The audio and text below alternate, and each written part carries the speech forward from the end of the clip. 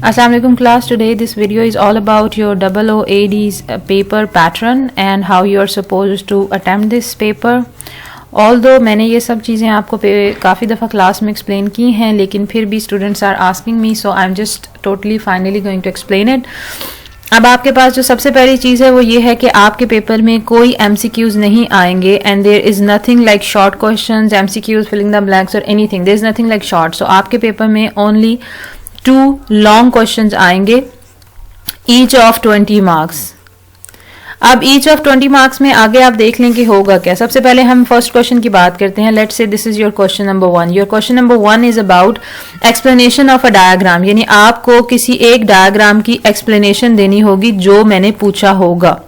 Explanation of the diagram. Let's say यहाँ मैं example लेती हूँ सीक्वेंस डायग्राम की, फॉर एग्जाम्पल, बिकॉज वो आपके पेपर में शामिल नहीं है. This is not part of your syllabus. So अगर हम सीक्वेंस डायग्राम को लें तो how would be the question? I would be asking that what is sequence diagram.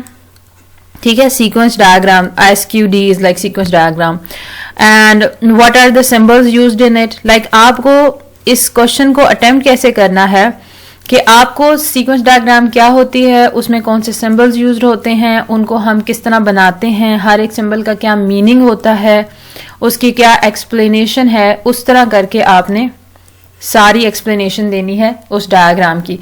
That is the first part of your first question. So ये आपका 10 marks का होगा. और इसी क्वेश्चन का अगला पार्ट होगा कि आप एक एग्जाम्पल भी दें सीक्वेंस डायग्राम की. ठीक है, अब एग्जाम्पल का स्पेलिंग मैंने गलत लिख दी है. ठीक है जी, हमने एक एग्जाम्पल भी देनी है सीक्वेंस डायग्राम की.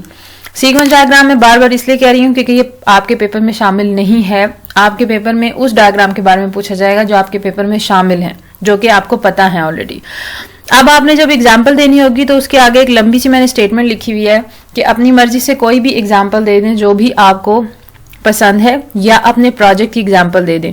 जो भी एग्जाम्पल आपने देनी है, any example at all, alright, any example at all. और उस एग्जाम्पल में आपने थोड़ा सा उसको एक्सप्लेन भी करना है ताकि मुझे समझ आ जाए कि आप किस चीज़ के बारे में एग्जाम्पल दे रहे हैं. लाइक 2 to 5 लाइन्स में आपने एक्सप्लेन करना है. फॉर एग्जाम्पल, मैं आपको इसे सॉल्व करके इस तरह बताती हूँ कि लेट्स से कि मैं सीक्वेंस डायग्राम की पहले डिटेल्स लिखूंगी.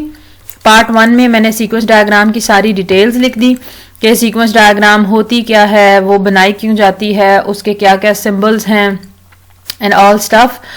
उसके बाद मैंने पार्ट 2 में कोई एग्जाम्पल पिक की. लेट्स से कि मैंने पिक किया लाइब्रेरी मैनेजमेंट सिस्टम. तो मैं बताऊंगी कि अगर मैं लाइब्रेरी मैनेजमेंट सिस्टम बना रही हूं तो मैं बताऊंगी कि I am making library management system, और उसमें 4 से 5 लाइंस की एक्सप्लेनेशन लिखूंगी कि मेरी लाइब्रेरी में एक लाइब्रेरियन है, वो लाइब्रेरी की बुक्स एलोकेट करता है, मेरी लाइब्रेरी में बच्चों के अकाउंट्स होते हैं और बुक स्टोर की जाती हैं, और ये उसकी सीक्वेंस डायग्राम है. That's it. तो आपने थोड़ा सा एक्सप्लेन करना है और उसके बाद उसकी डायग्राम बनानी है. That would be explanation is of 10 marks, diagram is of 10 marks as well. उसके बाद आते हैं आपके नेक्स्ट क्वेश्चन की तरफ, जो कि आपका सेकेंड क्वेश्चन है. तो second question is going to be about कि मैं आपको कहूंगी कि लेट्स से अब यहाँ पे हम एक और एग्जांपल लेते हैं क्लास डायग्राम की, या हम सीक्वेंस डायग्राम की ही एग्जांपल दोबारा से ले लेते हैं. तो लेट्स से कि मैं कह रही हूँ कि फॉलोइंग रिक्वायरमेंट की सीक्वेंस डायग्राम बनाएं. इस तरह आपका क्वेश्चन आएगा कि मैं कहूंगी फॉलोइंग रिक्वायरमेंट की सीक्वेंस डायग्राम बनाएं यूजिंग द फॉलोइंग रिक्वायरमेंट. तो वो फॉलोइंग रिक्वायरमेंट किस तरह होगी? कुछ 2 या 3 लाइनें आपकी लिखी होंगी रिक्वायरमेंट्स के बेस में. लेट्स से कि मैं आपको कहती हूँ, एग्जाम्पल सिनेरियो दे रही हूँ, एक्चुअल सिनेरियो कुछ और होगा. फॉर एग्जाम्पल, मैं आपको ये कहती हूँ कि मैंने एक देयर इज अ स्टोर, और स्टोर में आपका एक एडमिनिस्ट्रेटर होता है और वो स्टोर में कस्टमर्स को दे सकता है, चीज़ें सेल करता है. तो उसमें हमारे पास 2 तरह के कस्टमर्स होते हैं. आपके पास प्रीपेड कस्टमर्स होते हैं और पोस्ट पेड कस्टमर्स होते हैं. तो आप बताएं कि आप इसकी सीक्वेंस डायग्राम बनाएं कि किस तरह स्टोर का एडमिन पोस्ट पेड कस्टमर्स को डील करता है और किस तरह आपका स्टोर का एडमिन प्रीपेड कस्टमर्स को डील करता है.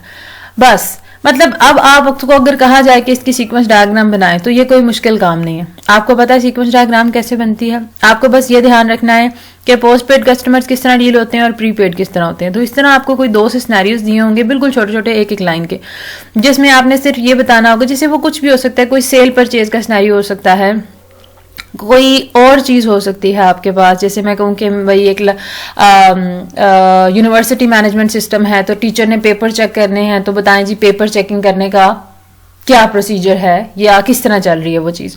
तो इस तरह है, आप ये एक्सपेक्ट ना करें कि बहुत लंबा सिनेरियो आएगा, ऐसा कुछ भी नहीं है। आपका सिनेरियोज नहीं है, in fact these are just small requirements, और उसकी आपने डायग्राम बनानी होगी। तो बस इस तरह आपके 2 पेपर क्वेश्चन जो है वो अटेम्प्ट होने हैं। काइंडली नीट राइटिंग कीजिएगा ताकि मुझे समझ आए कि आप क्या लिख रहे हैं, और पेपर को अच्छे तरीके से अटेम्प्ट कीजिएगा, ठीक है। Paper would be very easy, I am very sure about it, and I am only gonna give diagrams in the paper. So thank you so much. I hope कि आपको समझ आ गई होगी कि आपने पेपर कैसे अटेम्प्ट करना है।